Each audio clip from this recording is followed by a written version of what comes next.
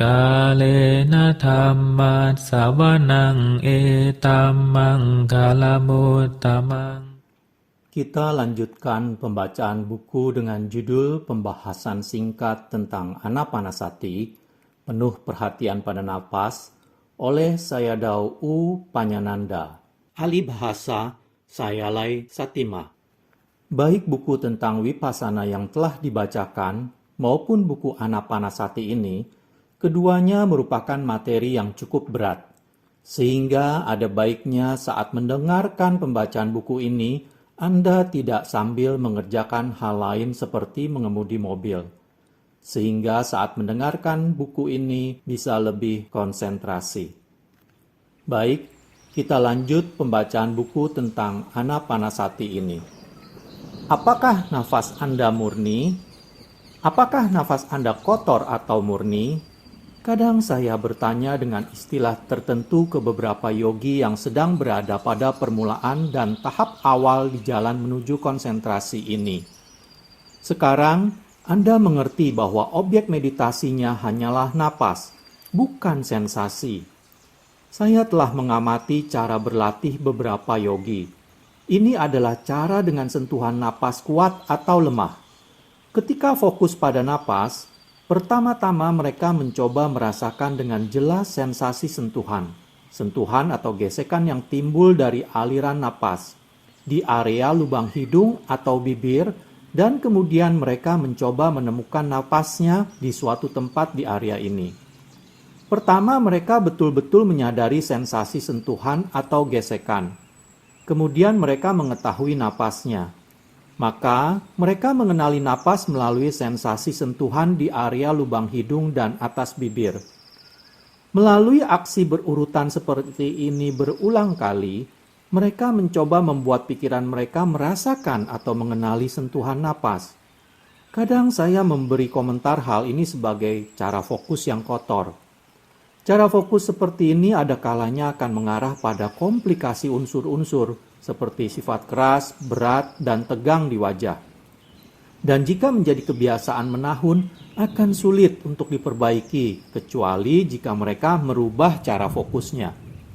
Walaupun saya menjelaskan ini kepada para yogi, mereka masih tidak dapat dengan mudah mengabaikan cara fokusnya yang kotor. Sepertinya mereka tak mengerti apa yang mereka lakukan. Anda masih memiliki sentuhan napas dan napas kotor, komentar saya. Beberapa yogi yang terbiasa lebih menekankan pada objek sentuhan, sampai tahap tertentu juga dapat memperoleh ketenangan, rasa bahagia, dan bahkan kadang cahaya yang sangat kuat, atau cahaya kebijaksanaan muncul di depan wajah mereka atau di sekitar tubuhnya.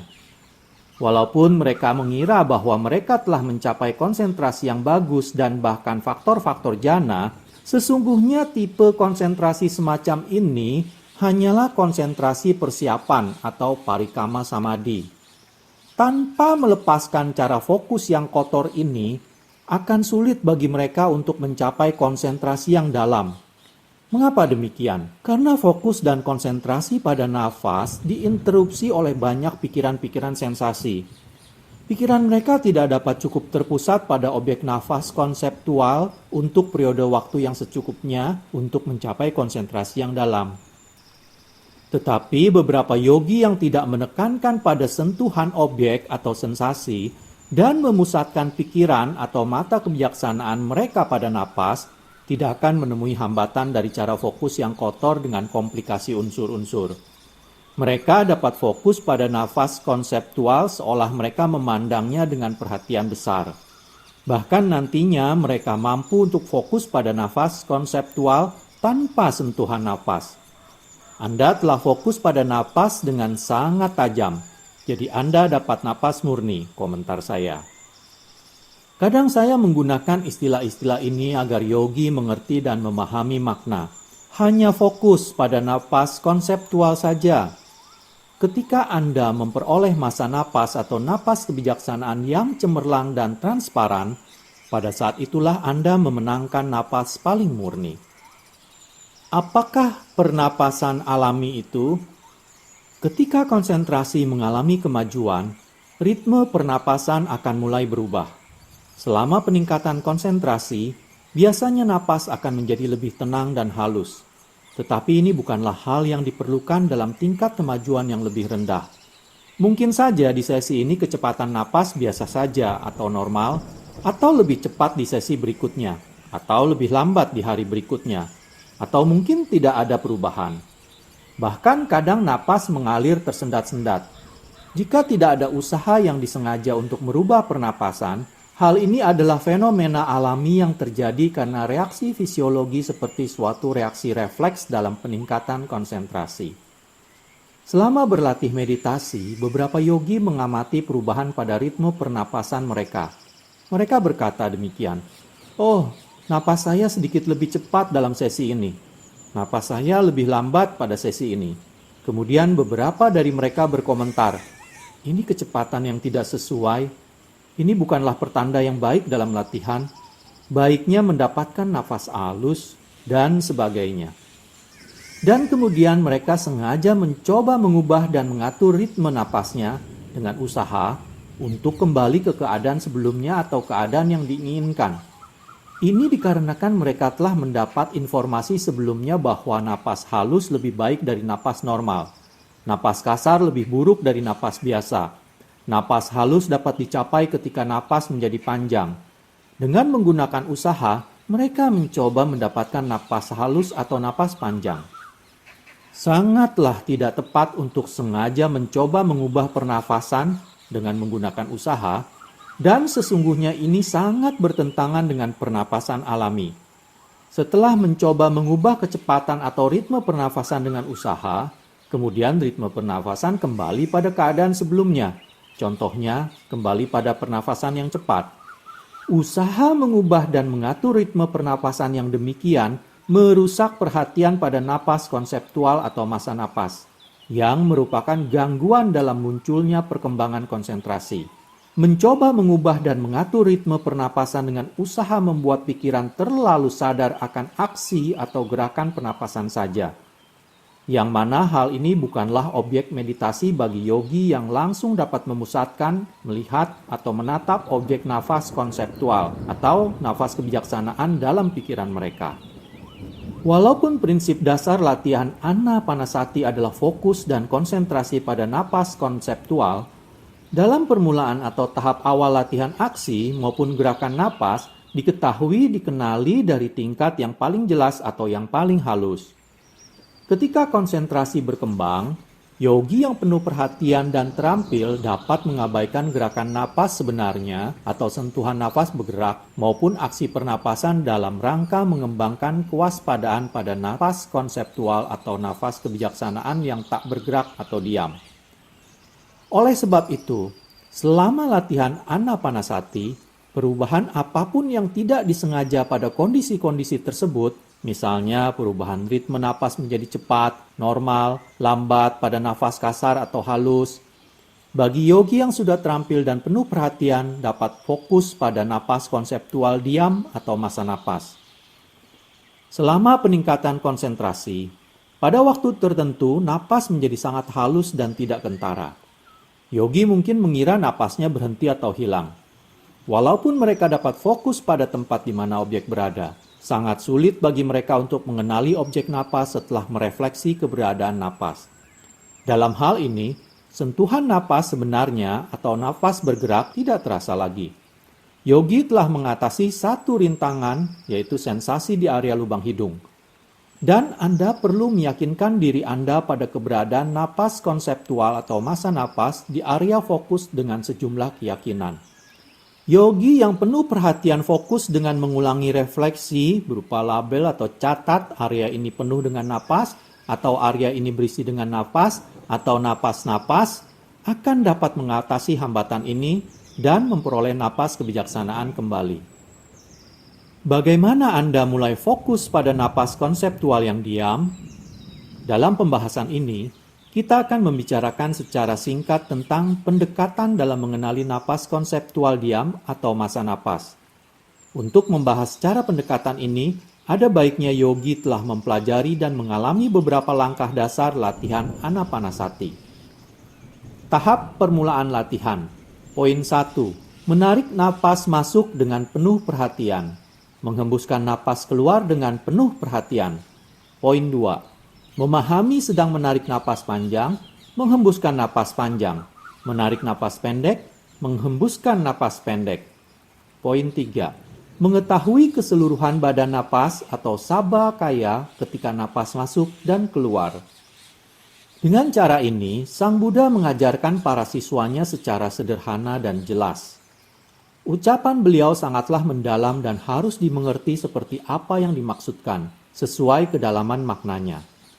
Dengan mempelajari dan melatih tahap ini, yogi akan memahami dengan jelas bahwa napas adalah konseptual, atau suatu massa, atau seperti objek padat yang konkret. Ini adalah suatu tahap permulaan latihan. Jadi saya katakan bahwa inilah suatu tahap permulaan konsentrasi. Telah kita pelajari bagaimana teknik fokus atau pendekatan fokus diterapkan untuk fokus pada napas konseptual selama tahap awal perkembangan konsentrasi saja. Mari kita ingat kembali poin-poin yang telah disebutkan di atas dalam bagaimana fokus pada objek dengan menggunakan teknik fokus. Dengan menerapkan teknik fokus ini, Anda membuat sesuatu yang menentukan dan merupakan langkah besar menuju napas konseptual diam atau stabil. Tahap awal latihan terdiri dari 3 fase. 1. Fase persiapan atau fase paling awal.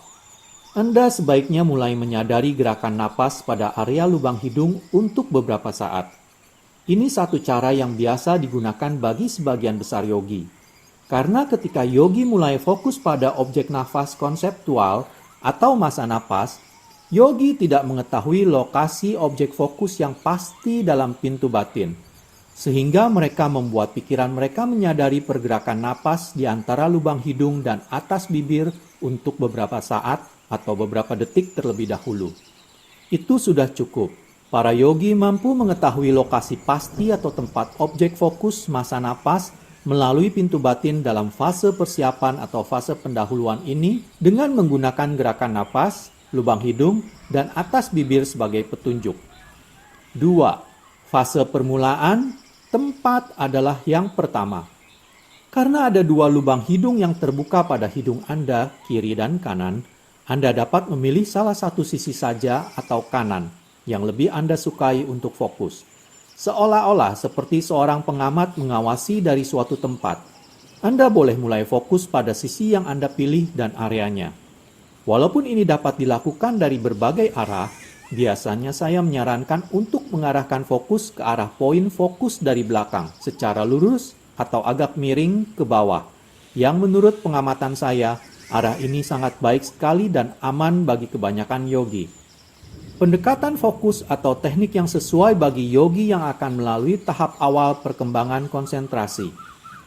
Pada fase permulaan, Anda dapat mulai mencoba fokus pada lokasi objek nafas ketika Anda mengabaikan sensasi maupun gerakan napas atau napas sebenarnya. Hal ini hanyalah sebuah persiapan untuk langkah berikutnya dengan napas kebijaksanaan sebagai objek fokusnya. Anda dapat melihat gambar pada video. Tempat adalah yang pertama, garis pandang lurus atau agak miring ke bawah menatap target, sebaiknya menjaga mata batin agar tetap stabil.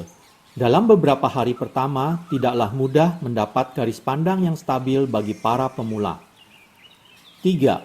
Fase tampak jelas. Objek adalah yang kedua. Setelah fokus pada lokasi di mana napas berada, Anda dapat melanjutkan untuk fokus pada massa napas atau napas konseptual diam dengan mengabaikan gerakan napas sebenarnya. Karena Anda telah mengerti area ini penuh dengan napas atau massa napas. Tetapi jika Anda kadang konsentrasi pada napas sebenarnya atau nafas bergerak, dan kadang konsentrasi pada napas konseptual diam atau massa napas, fokus dan konsentrasi Anda tidak terus-menerus pada napas konseptual diam. Jika Anda melakukan hal itu, akan sulit bagi Anda untuk berhasil dalam mencapai napas konseptual diam dengan jelas. Konsentrasi Anda tidak akan berkembang lebih lanjut dan kemajuan Anda pun akan berhenti. Yogi yang dapat mengenali napas konseptual diam dengan jelas, melihatnya sebagai massa dengan suatu warna, contohnya putih atau kuning atau gelap. Ini adalah tahap awal latihan. maka saya mengatakan bahwa itulah tahap awal konsentrasi. Sebenarnya, bahkan sebelum mampu melihat napas konseptual sebagai massa yang berwarna dengan jelas, yogi juga sudah dapat mengenali napas konseptualnya dengan baik. Dimaksudkan untuk fokus pada tampilan eksternal napas konseptual diam atau napas kebijaksanaan dalam fase tampak jelas ini. Lihat kembali pada gambar di video. Tahap awal konsentrasi, objek adalah yang kedua. Perlu mempertajam area fokus di antara lubang hidung dan atas bibir. Sangat penting untuk mendapatkan fokus yang akurat pada objek sebagai keseluruhan. Target fokus harus dibatasi tidak lebih dari area fokus yang sesuai. Mata batin atau mata kebijaksanaan fokus dari belakang seperti kamera. Fokus massa napas yang sesuai. Misalnya mungkin seperti bentuk kolom napas dengan garis batas yang tebal atau hanya sebagian saja. Jarak yang sesuai antara mata batin dan napas kebijaksanaan.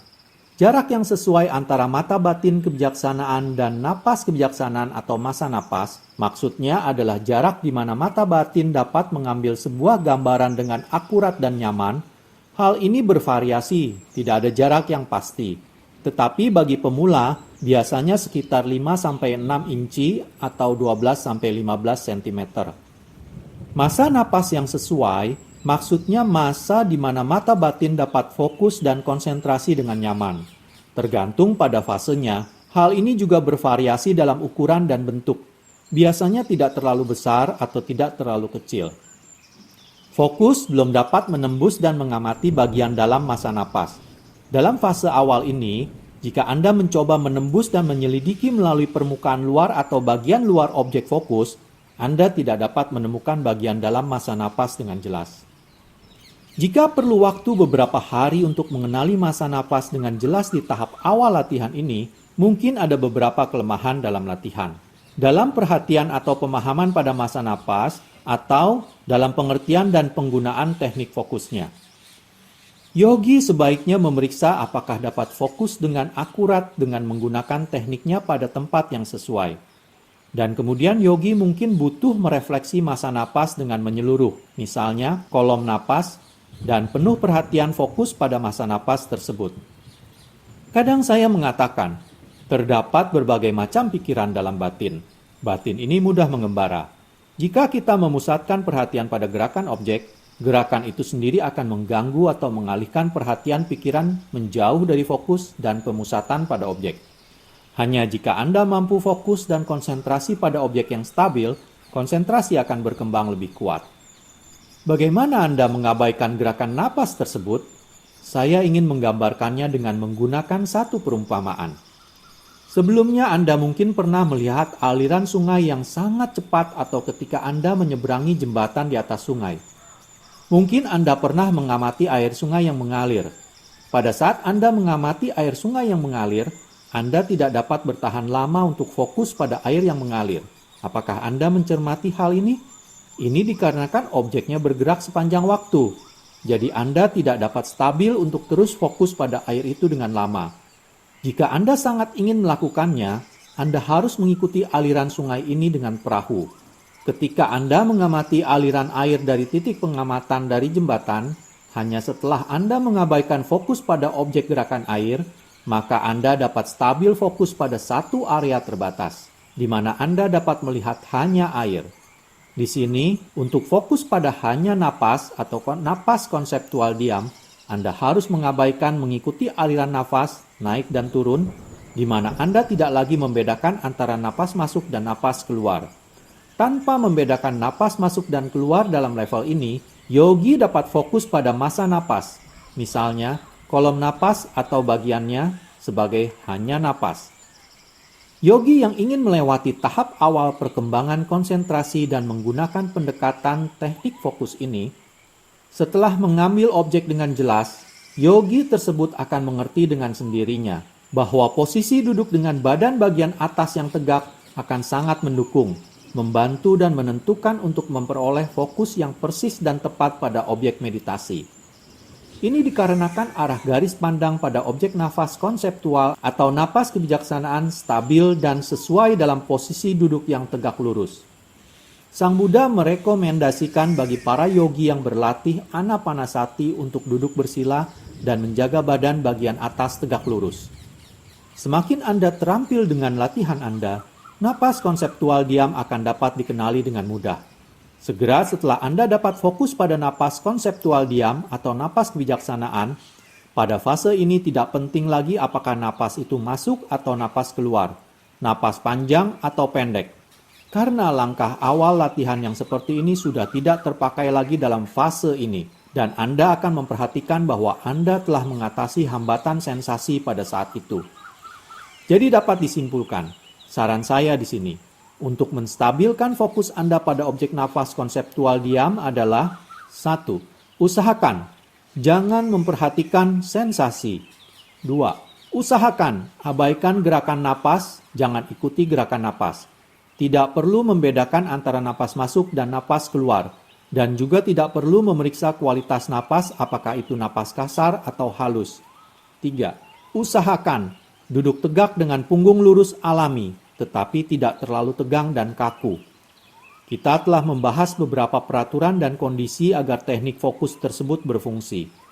Meskipun kondisi-kondisi dan teknik ini kelihatannya sukar untuk diikuti, jika Anda terus berusaha mencoba menggunakan teknik ini, Anda akan menemukan bahwa hal ini tidak terlalu sulit begitu Anda terampil dan telah memahami prinsip latihan anapanasati. Apakah sebelumnya Anda fokus pada cahaya yang terang? Jika Anda menjawab ya, cahaya apakah itu?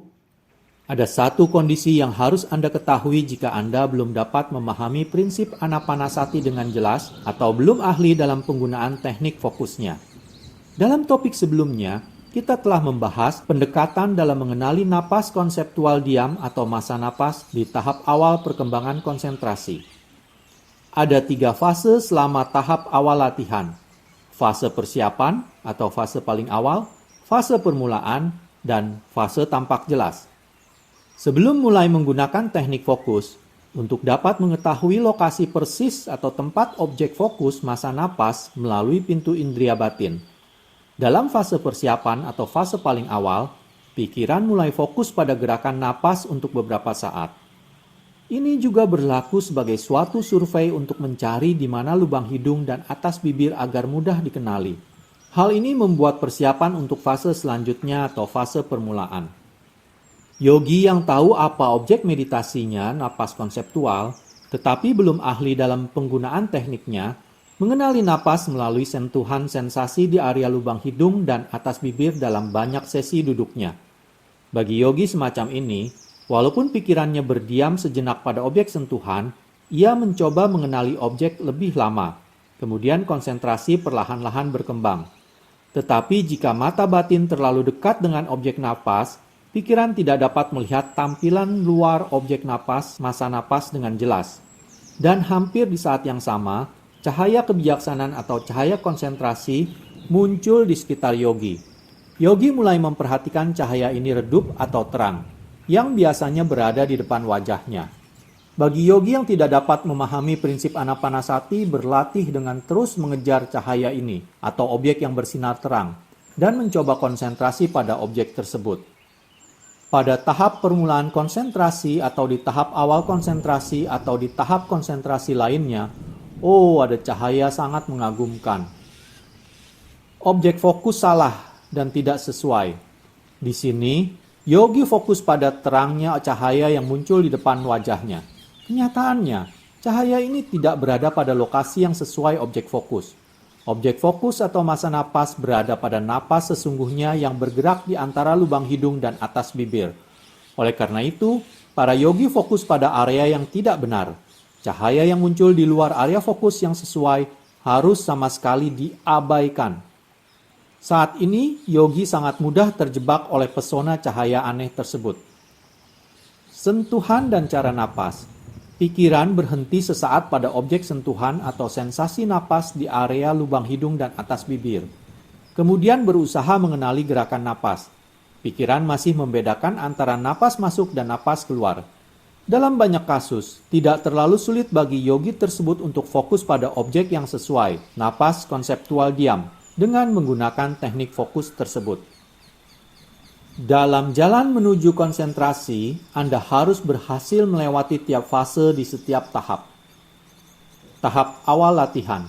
Dalam fase tampak jelas, di tahap awal, Anda dapat melihat objek napas konseptual diam dengan garis batas jelas, berlawanan dengan latar belakang, jika Anda telah dapat mengabaikan cahaya konsentrasi yang tersebar di sekitar Anda. Anda telah mampu fokus pada objek seolah Anda melihat dari salah satu arah. Saya namakan cara fokus ini sebagai pendekatan fokus eksternal. Dalam beberapa laporan para yogi, objek ini sangat bersinar terang, berkilauan dan cemerlang pada fase ini. Ini sangat menarik. Mereka mengikatkan pikiran mereka pada objek yang bersinar terang. Sekarang Anda berada di jalan menuju konsentrasi dan akan lebih banyak fase dan juga fase transisi di jalan menuju konsentrasi sebelum Anda berhasil mencapai sasaran. Jika Anda seseorang yang penuh perhatian, Anda akan melihat batu kisaran di jalan menuju konsentrasi. Karena latihan ini seperti sebuah maraton sebenarnya. Mungkin akan butuh beberapa bulan untuk mencapai sasaran akhir. Perjalanan menuju perkembangan konsentrasi harus melalui usaha yang pantang menyerah. Silakan Anda melihat gambar di dalam video. Poin 1. Objek benar dan sesuai. Objek fokus masih oke karena objek atau massa napas stabil pada tempat yang sesuai. Poin 2. Fokus tepat dan persis pada objek yang sesuai. Cahaya yang muncul di luar area fokus harus benar-benar diabaikan. Poin 3. Sekarang Anda adalah seorang penembak ulung. Selama tahap latihan, kadang yogi mungkin memperhatikan cahaya buram atau terang muncul di depan wajahnya. Yogi harus mengabaikannya dan hanya konsentrasi pada objek meditasi atau massa napas saja. Cahaya ini hanyalah cahaya kebijaksanaan, bukan objek meditasi. Kadang cahaya tersebut sangat mempesona dan menarik. Yogi sering jatuh pada perangkap untuk mencoba berkonsentrasi pada cahaya ini hingga berhari-hari. Maka kadang saya mengatakan, Anda menembak pada target yang salah. Anda terperangkap dalam sebuah jebakan. Dikarenakan konsentrasi kadang belum stabil dan keahlian fokus masih lemah di bagian awal perkembangan konsentrasi, napas konseptual diam atau massa napas tidak dapat dibatasi pada tempat yang sesuai, pada kolom napas antara lubang hidung dan atas bibir, dan mungkin bergerak atau pindah ke suatu tempat di luar dari tempat yang sesuai, atau tempat napas sebenarnya berada. Pada saat itu, yogi harus mengabaikan objek tersebut dan sebaiknya tidak fokus mengikuti objek atau menarik objek kembali pada tempat sebenarnya. Adalah tidak tepat untuk fokus pada objek yang melintas atau berpindah-pindah. Usaha untuk konsentrasi pada objek yang melintas atau berpindah-pindah seperti itu adalah tidak bermanfaat. Silakan melihat gambar di video kembali. Cahaya yang bersinar menyala-nyala, terang atau buram pada wajah atau sekitar Anda. Dengan memperhatikan dan fokus pada cahaya-cahaya ini, konsentrasi tidak akan berkembang lebih jauh. Di samping itu, konsentrasi juga akan rusak dan mengalami kemunduran.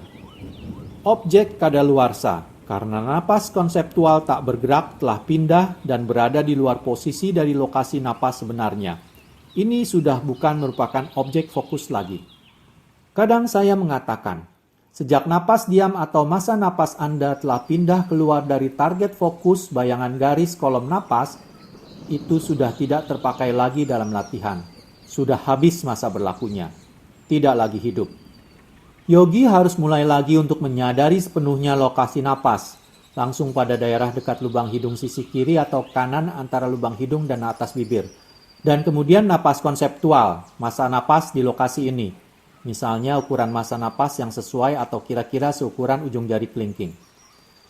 Jika para yogi fokus dengan terampil, tepat dan cukup kuat, yogi dapat menstabilkan fokus pada objek yang sesuai atau napas konseptual diam atau massa napas. Bahkan ketika objek fokus terguncang atau berputar atau melintas, yogi dapat menjaga kembali pemusatan fokus pada objek baru yang sesuai. Objek yang bergetar, berputar atau melintas segera setelah diketahui, diabaikan. Dan kemudian yogi dapat dengan mudah membuat objek yang sesuai kembali. Jika massa napas bergetar, berputar di tempat fokus, untuk mengatasi hambatan ini, yogi harus mengabaikan objek ini dan perlu merefleksikan masa napas sebagai satu masa napas tak bergerak atau napas konseptual diam. Tahap pertengahan latihan. Dalam fase tampak jelas di tahap awal konsentrasi, difokuskan pada tampilan eksternal objek dan yogi dapat melihatnya dengan jelas. Pada satu waktu, yogi tidak dapat lagi mengetahui objeknya dengan jelas dan kelihatan seperti objek meditasinya telah hilang. Hal ini merupakan awal tahap pertengahan latihan. Tahap ini merupakan periode transisi untuk fase berikutnya, fase penembusan di tahap pertengahan. Ketika konsentrasi perlahan-lahan berkembang, fokus mereka dapat menembus ke dalam objek, yogi mulai melihat bagian dalam masa napas. Dalam fase penembusan ini, para yogi mungkin melihat napas dalam ukuran dan bentuk yang variabel atau wujud yang berpencar tanpa bentuk pasti. Misalnya seperti sebuah bentangan jaring laba-laba, seperti kapas, katun yang menjulur, awan, kabut asap, kabut ringan, kabut tebal, dan sebagainya. Untuk mengatasi fase ini, yogi perlu memahami pada apa yang sedang dilihat dan dikonsentrasikan. Pada kenyataannya, untuk mengembangkan konsentrasi dalam latihan anapanasati, masa napas tidak dapat dipandang sebagai sekelompok wujud yang berpencar. Dengan mengenali masa napas atau napas konseptual diam sebagai satu benda padat yang homogen atau serba sama saja, yogi dapat mengatasi fase ini. Di sini, padat artinya tidak memiliki sela atau ruang di dalamnya, tidak berlubang, dan terbuat sepenuhnya dari material yang telah disebutkan, yaitu material yang bukan cuma di permukaan saja.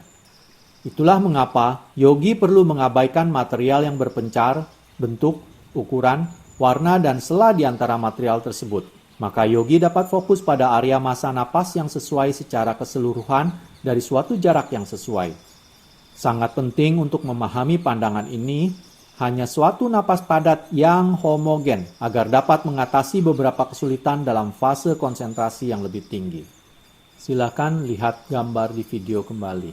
Fase penembusan, objek seperti kelabu atau keputih-putihan atau gumpalan putih atau tali, dengan bentuk yang tak terbatas terlihat di dalamnya. Sebenarnya warna, bentuk, dan ukurannya berubah-ubah. Yogi perlu merefleksikan sebagai hanya suatu objek padat yang homogen atau masa napas, dan akan dapat melewati fase ini tanpa penundaan yang tidak semestinya. Adalah sangat penting, bahkan dalam fase menyelam untuk mengerti dan menggunakan refleksi suatu objek padat yang homogen secara merata di seluruh masa napas, di dalam garis bayangan dalam kolom napas, di antara lubang hidung dan atas bibir, untuk mengatasi beberapa hambatan, seperti perubahan bentuk dan wujud dari objek fokus, lebih memperhatikan bentuk dan wujud dari objek fokus. Seseorang yang berada dalam fase konsentrasi ini perlu memiliki pandangan tersebut untuk mengatasi beberapa hambatan dalam perjalanan latihan. Dari beberapa hambatan tersebut, mari kita bahas salah satu hambatan yang sukar diatasi. Ini bukanlah satu hal yang lazim, tetapi menurut pengamatan saya, banyak yogi kadang kesulitan untuk mengatasinya. Setelah fokus pada masa napas, objek napas berubah menjadi sekelompok partikel kecil, dan partikel-partikel ini muncul dan lenyap dengan cepat. Maka yogi tidak dapat menemukan masa napasnya pada keseluruhan area fokus. Kenyataannya, dengan fokus pada partikel-partikel yang sangat kecil ini, pikiran tidak dapat mengembangkan konsentrasi lebih jauh. Yogi menjadi tidak jelas tentang bagaimana memperoleh objek fokus. Dalam hal ini, bagi yang memiliki pemahaman bahwa objek napas konseptual sebagai suatu benda padat yang homogen dan menggunakan cara fokus pada napas konseptual atau masa napas secara keseluruhan pada jarak sesuai dari objek tersebut, perlahan-lahan akan dapat mengatasi hambatan ini. Juga sangat penting untuk tidak memiliki usaha berlebihan ketika fokus pada objek. Jika usahanya terlalu kuat, yogi tidak akan mampu mengembangkan kebijaksanaannya untuk fokus pada objek nafas konseptual dengan cara tersebut. Apa itu fase transisi? Apakah Anda tahu dengan jelas? Masih ada beberapa fase untuk diatasi, sebelum berlanjut pada masa napas transparan. Ketika konsentrasi perlahan-lahan berkembang dan napas menjadi lebih halus dalam setiap fase yang lebih tinggi, kadang yogi merasakan kesulitan untuk fokus pada napas konseptual karena kelihatannya seperti menghilang. pada tempat fokus akan tampak sepertinya kosong dari napas. Walaupun dalam satu sesi, objek atau massa napas terlihat jelas dan dapat difokuskan, dalam sesi berikutnya mungkin terlihat samar. Dan bahkan bisa sampai pada poin di mana tidak lagi terlihat nyata. Kebanyakan yogi berpikir bahwa mereka tidak lagi mengalami kemajuan dan konsentrasi mereka hilang dan mengalami kemunduran. Sesungguhnya ini adalah fase transisi dari satu fase ke fase lain yang lebih tinggi. Selama periode transisi ke fase yang lebih tinggi, objek menjadi tidak nyata, dan yogi perlu mengikuti kembali pendekatan fokus, yaitu tempatnya adalah yang pertama difokuskan dan objeknya adalah yang kedua.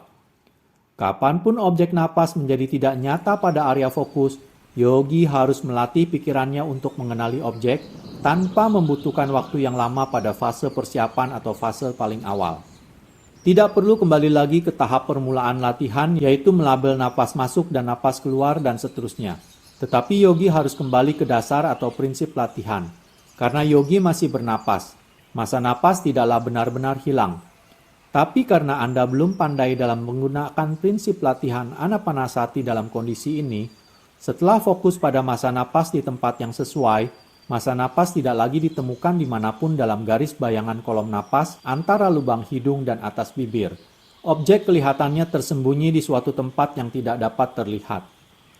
Dalam periode transisi ini, beberapa yogi berkata bahwa objek atau massa napas telah menghilang.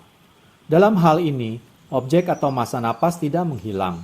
Sebenarnya kelihatannya saja objek telah menghilang. Beberapa yogi merasa frustasi dan cemas akan hilangnya objek nyata mereka, dan mereka berusaha mencari-cari objeknya pada area fokus dengan putus asa. Biasanya saya berkata kepada mereka, objeknya menghilang, jangan kecewa. Anda tidak perlu menunggu bahkan selama 1 detik untuk napas konseptual. Tidak perlu mencari-cari massa napas pada area fokus. Anda harus kembali lagi mengikuti pendekatan fokus.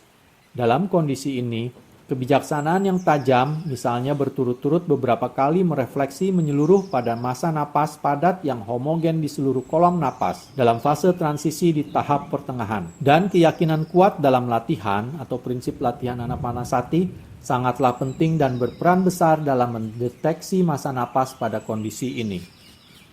Selama fase transisi, para yogi menemui tantangan untuk menyeimbangkan pengendalian kekuatan atau kemampuan khusus mereka. Dalam kondisi ini, beberapa dari mereka yang tidak tahu dan mengharapkan batu kisaran semacam itu dalam perjalanan mereka, kadang kecewa pada hasil latihan mereka, dan para yogi sering kehilangan kepercayaan. Sebagai contoh, yogi mendapat objek massa napas sangat cemerlang pada sesi pagi, tetapi pada sesi malam ia menemukan bahwa objeknya hilang, dan area fokusnya dipenuhi kegelapan. Keyakinan dalam latihannya menurun, dan yogi akan mundur dari usaha mereka dalam bermeditasi. Apabila yogi berkeinginan untuk memelihara konsentrasinya, ada baiknya jika memiliki keyakinan atau sadha yang kuat pada latihan dalam setiap fasenya. Dalam fase-fase transisi ini, tanpa pemahaman atau panya yang mantap pada prinsip fundamental latihan, sangatlah sulit bagi yogi untuk memulihkan kepercayaannya dalam latihan. Sangat penting untuk memiliki persepsi atau sanya mantap dan kuat pada napas konseptual atau massa napas. Karena persepsi merupakan salah satu penyebab proksimal untuk penuh perhatian atau sati pada napas. Penuh perhatian sangatlah diperlukan dalam segala keadaan dan melindungi batin agar tidak melupakan objeknya atau massa napas. Karena fokus pada objek dengan usaha atau wirya yang berlebihan akan menyebabkan batin menjadi gelisah. Pikiran tidak dapat memperoleh konsentrasi yang stabil pada objek. Dengan usaha yang tidak cukup, batin menjadi lemah dan tidak dapat menjaga kestabilan fokus pada objek. Batin akan menjauh dari objek meditasi dan akan diliputi oleh pikiran yang mengembara. Dalam dua kondisi ini, usaha yang berlebihan dan usaha yang tidak cukup, pikiran tidak dapat memperoleh kestabilan fokus dan konsentrasi pada objek. Hanya dengan usaha yang optimal, pikiran dapat memperoleh fokus yang efektif dan stabil pada objek. Karena dengan penuh perhatian atau sati akan menjaga objek meditasi agar tidak hilang. Maka yogi yang penuh perhatian dapat mengenali dan memeriksa kondisi tersebut dengan cepat. Apakah itu usaha yang berlebihan atau usaha yang tidak cukup. Meditasi jalan atau praktek meditasi anapanasati pada saat berjalan akan sangat memperkuat dan membantu yogi untuk mengerti kondisi ini. Misalnya, ketika berjalan, yogi dapat fokus pada objek dengan tampak jelas massa napas. Tetapi ketika sedang duduk, yogi tidak dapat memperoleh objek nampak jelas dengan mudah. Mengapa demikian? Mungkin yogi telah menggunakan usaha yang berlebihan selama sesi duduk, dan dia ingin sekali mendapatkan objek sebelumnya. Maka pikirannya menjadi sedikit gelisah pada saat itu, dan tidak dapat mengatur kemampuan usahanya dengan baik. Selama fase transisi, pertama-tama yogi sebaiknya mempertimbangkan prinsip latihan untuk beberapa saat, dan mulai untuk kembali lagi menggunakan pendekatan fokus. Yogi harus menentukan untuk memecahkan kesulitan yang dihadapinya. Setelah mengenali massa napas, yogi fokus pada objek, dengan maksud untuk melihat objek dengan jelas. Yogi dengan penuh perhatian merefleksi pada sifat objek napas konseptual atau massa napas, dan kemudian mengenali objek. Dengan penuh perhatian dan proses yang berulang-ulang mengenali objek, berurutan dari refleksi dan pengenalan objek, yaitu urutan dari sati dan panya, objek massa napas akan semakin dikenali. Pada saat yang sama, dengan penuh perhatian dapat menyesuaikan kekuatan usaha atau wirya yang optimal, sehingga massa napas dapat dikenali dengan jelas dan dikonsentrasikan, samadhi. Dalam hal ini, kita harus mempertimbangkan satu fakta bahwa semakin tinggi fase konsentrasi, napas akan semakin lembut dan halus. Napas semakin lembut dan halus, atau napas sebenarnya, akan membuat pikiran yogi lebih membutuhkan penuh perhatian, pemahaman kuat, keahlian dalam fokus yang lebih baik, dan sejumlah keyakinan untuk mengetahui napas konseptual atau massa napas dengan jelas. Kesimpulan, tidak peduli subjek meditasi apapun, hanya akan berhasil bagi yogi yang penuh perhatian dan penuh kesadaran. Namun demikian pada subjek meditasi lain selain anapanasati, semakin lama diperhatikan, objek akan semakin jelas. Dalam kondisi ini, latihan anapanasati sangatlah bermakna, berbeda dengan subjek meditasi lainnya. Tetapi sejalan dengan berkembangnya keahlian dan konsentrasi, yogi dapat mengenali objek napas konseptual diam tanpa penundaan, bahkan pada saat napas sedikit cepat atau kasar ketika sedang berjalan. Untuk fokus pada napas konseptual diam atau napas kebijaksanaan, yogi tidak perlu menunggu sampai napas menjadi sangat halus. Dengan terbiasa menggunakan teknik dan mengikuti aturannya, yogi dapat mengatur untuk mempertahankan napas konseptual diam pada keseluruhan latihan anapanasati, walaupun terdapat perubahan dalam warna juga dalam kecemerlangan objek napas atau massa napas.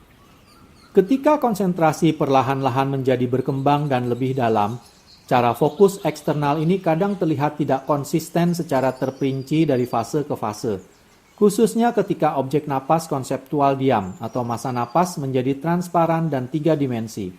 Kepekaan terhadap arah akan melemah. Kepekaan jarak antara mata batin dan objek akan hampir hilang. Pendekatan fokus eksternal yang digunakan di tahap awal dan tahap menengah fase penembusan latihan tidak lagi terdapat ketika yogi dapat fokus dan konsentrasi pada massa napas transparan. Bagaimanakah itu? Pikiran para yogi atau mata kebijaksanaan dapat fokus di suatu tempat di dalam massa napas transparan tersebut. Setelah itu, mereka akan merasa seolah tenggelam dalam objek homogen bening ini, dan cara fokus sebelumnya, yaitu jarak dan arah fokus, tidak lagi terlihat jelas. Kadang saya menamakan cara fokus di dalam massa napas transparan yang seperti ini sebagai pendekatan fokus internal. Konsentrasi pada massa napas transparan melalui pendekatan fokus internal akan menjadi lebih kuat dan lebih dalam. Kemudian pikiran yang mengganggu akan semakin berkurang. Dengan terus melanjutkan latihannya, segera akan terlihat bahwa yogi dapat melihat dengan jelas faktor-faktor jhana. Sekarang kita akan mengakhiri pembahasan tentang latihan anapanasati ini. Tetapi sebelum kita mengakhiri pembahasan ini, saya ingin mengingatkan kembali bahwa teknik yang disebutkan di sini diperuntukkan bagi para yogi pemula yang belum memperoleh konsentrasi.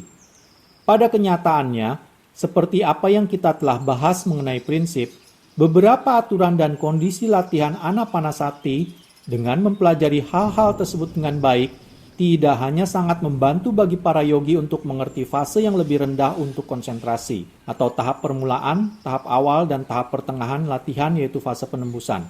tetapi juga akan melengkapi sebuah fondasi untuk melewati setiap fase konsentrasi yang lebih tinggi. Sekarang pada akhir pembahasan ini, Anda mengerti bahwa tidaklah mudah bagi orang awam untuk memahami prinsip Anapanasati dalam keseluruhan rangkaian latihan. Dalam hal ini, saya ingin mengutip beberapa catatan yang terdapat di dalam teks. Sebagai salah satu subjek meditasi, Anapanasati paling terkemuka di antara berbagai subjek meditasi lainnya dari semua Buddha, beberapa Paceka Buddha, dan beberapa siswa Sang Buddha, sebagai suatu bahan dasar untuk pencapaian berbeda dan kebahagiaan sejati di sini dan saat ini. Tetapi Anapanasati ini sulit untuk dikembangkan, sebuah bidang di mana hanya pikiran para Buddha, Paceka Buddha, dan putra-putra Sang Buddha yang menguasainya. Ini bukanlah hal sepele, bukan hal mudah dikembangkan oleh orang awam. Dalam proporsi sebagai perhatian berkesinambungan pada hal itu, akan menjadi lebih damai dan semakin halus. Jadi penuh perhatian dan pemahaman kuat sangat diperlukan di sini. Sejumlah besar rintangan dalam perjalanan Anda akan dapat dipahami dengan satu kunci. Prinsip latihan Anapanasati yaitu fokus pada area lubang hidung dan kemudian pada masa napas. Dan kenalilah itu. Tetapi bagaimanapun, akan lebih baik bagi yogi yang telah mengembangkan konsentrasi untuk berlatih di bawah bimbingan khusus seorang guru yang kompeten. Semoga Anda berhasil dalam meditasi Anapanasati. Semoga Anda sehat dan bahagia. Sayadaw U Panyananda, Intagau Paauk. Retret meditasi Mei sampai Oktober 2011, Sidikalang, Indonesia. Riwayat singkat penulis. Sayadaw U Panyananda dilahirkan pada tanggal 12 Oktober 1967 di Tatkon Township, Myanmar. Beliau ditahbiskan pada tanggal 13 Juli 2001 di Paauk, Mandalay, Myanmar. Beliau adalah salah satu murid dari Paauk Sayadaw Ji dari Paauk Tawya Meditation Center, Maulamin, Myanmar. Sayadaw U Panyananda merupakan Kamathana Carya atau guru meditasi yang sering ditugaskan untuk mengajar di Paauk Tawya Meditation Main Center Maulamin, Myanmar. Juga di beberapa tempat lain dan khususnya di wihara beliau sendiri di Intagau, Myanmar. Pada bulan Mei sampai Oktober 2011, beliau berkesempatan untuk mengajar meditasi selama retret di Sidikalang, Sumatera Utara, Indonesia. Kalena dhammat savanang etammang kalamutamang